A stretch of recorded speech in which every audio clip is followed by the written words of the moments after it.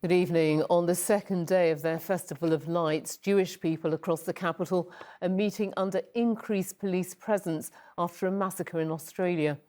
15 people, including a rabbi from North London, were killed when gunmen opened fire on Hanukkah celebrations in Sydney. Among the victims were a 10-year-old girl and a Holocaust survivor.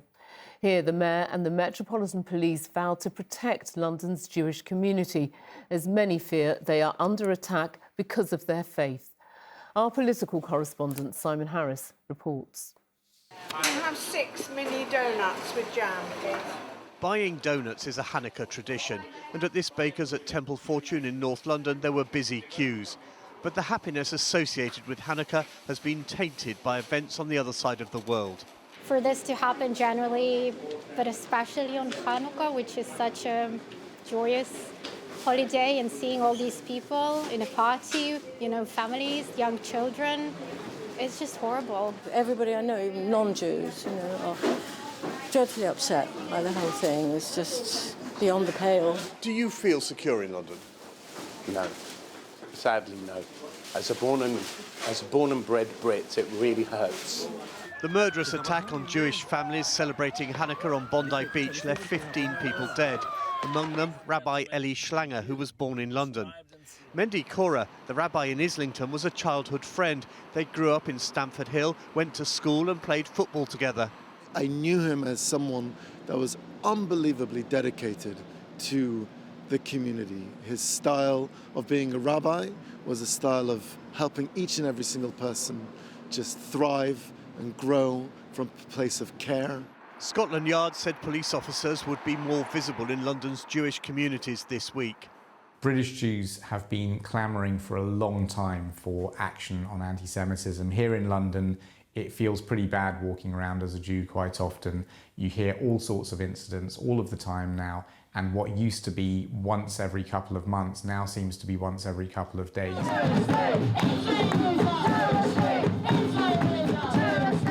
Some politicians believe the regular anti-Israel, pro-Palestine demonstrations seen in London since the Hamas attacks of 2023 are part of the problem.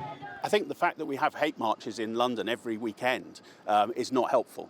I think that needs to be looked at, and I think we need everybody to feel that they can come into London and into Westminster and feel safe and welcome.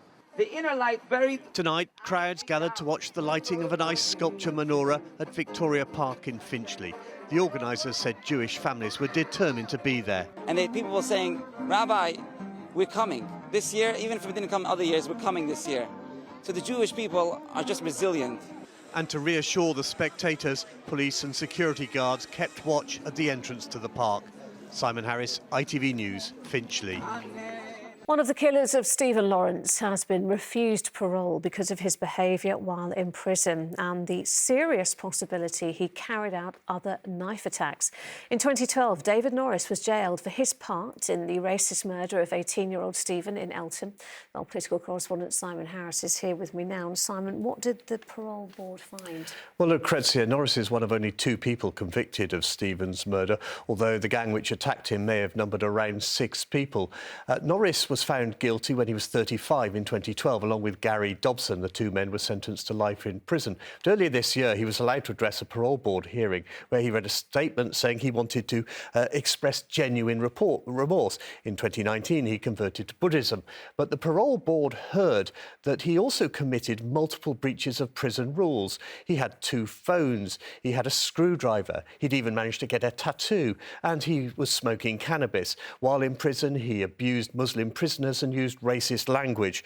And the parole board concluded that there was a serious possibility that he'd been involved in other knife attacks before he was sent to prison. It concluded, it therefore continues to be necessary for the protection of the public that he remains confined. Norris also won't be considered for transfer to an open prison. So, Simon, what's the reaction been from Stephen's family? Well, Stephen's father, Neville, said it was the best Christmas present he could have asked for, that he wasn't going to be released. His mother, Doreen, said that the application by Norris for parole was an abuse of process. And she went on, "In the many years since Stephen's death, I have wanted to know precisely how my son died and had hoped that the parole board hearing might have given me the answer as to who delivered the fatal blows. I have been cruelly deprived of that knowledge by a man who put me through 2 days of anguish, knowing full well that he could have given me a crumb of comfort. And she called on the police to re-interview Norris to try to find out, if they can, who the other people involved are.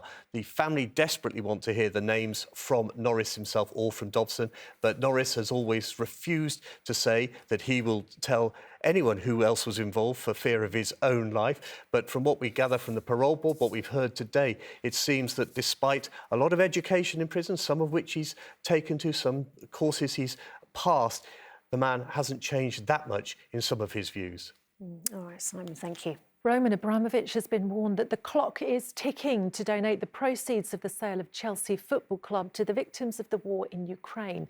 The Prime Minister said the club's former owner needs to hand over billions of pounds. Our political correspondent Simon Harris is at Stamford Bridge. And Simon, first, can you just remind us how the government and Mr Abramovich arrived at this standoff? Yes, Yasmin, Roman Abramovich is the billionaire Russian superfan who paid £140 million for Chelsea in 2003. But when Russia invaded Ukraine, he was sanctioned and forced to sell. The new owners bought the club for £4.25 billion. Abramovich's proceeds were frozen and he agreed to donate the money to victims of the war. But that hasn't happened. It's understood that the Russian believes some of the money should go to Russians affected by the conflict. But today, ministers decided enough was enough. Need help and support in Ukraine. We know that there are children who haven't had school for many months or even years, have not had proper schooling. We know that there are health and care services that are needed and support for families who've lost their homes or been displaced. That was the promise that was made, that this money would go to humanitarian support in Ukraine. That's where it needs to be. So what happens now? Well, the government has issued a licence to allow £2.5 billion to be transferred to a new foundation for humanitarian causes in Ukraine. Ministers are still hoping that Abramovich will comply voluntarily and transfer the funds himself. But if he doesn't, he'll be taken to court. What we don't know at the moment is the timetable for this, but the Liberal Democrats tonight are demanding the government should set a deadline of 2 weeks today. OK, Simon, thank you very much. Good evening. A major shake-up in the way councils are funded could mean a big rise in your council tax. The government's changing the way it shares out money between local councils to create what it calls a simpler, fairer system.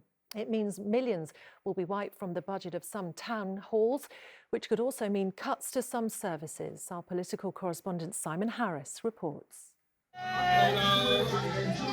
The Christmas lunch was clearly a hit. It's an annual treat at the day centre in Kensington for people with learning difficulties. But the centre relies on £200,000 a year from Kensington and Chelsea Council, a quarter of its budget. So cuts in council spending could be devastating. There will be all sorts of support that we wouldn't be able to provide. We act as a quarterly community health hub, providing health checks for the vulnerable people in the community. We wouldn't be able to do things like that. K&C is one of London's most affluent boroughs, with a higher than average share of expensive homes. The council has just learnt it's to lose more than £100 million of government money over the next 4 years. But the borough also has areas of deprivation like Golborne in North Kensington, where some poorer households didn't pay council tax until now. Those people will be forced to pay council tax for the first time. And not only that, they will be forced to pay council tax at a much higher rate than they would have had previously. And even with higher council tax, you may still have to make cuts? Yes, we will have to look at things, yes. Kevin has lived in Golborne for a decade and was having a Christmas shave at the barber's when he heard the news. It's not the greatest of news just before Christmas, is it, that the council tax is going up? So yeah, I mean, it's just another cut that's just coming down on the normal person who's just trying to, earn a living. K&C isn't the only supposedly well-off part of London to be targeted by the government.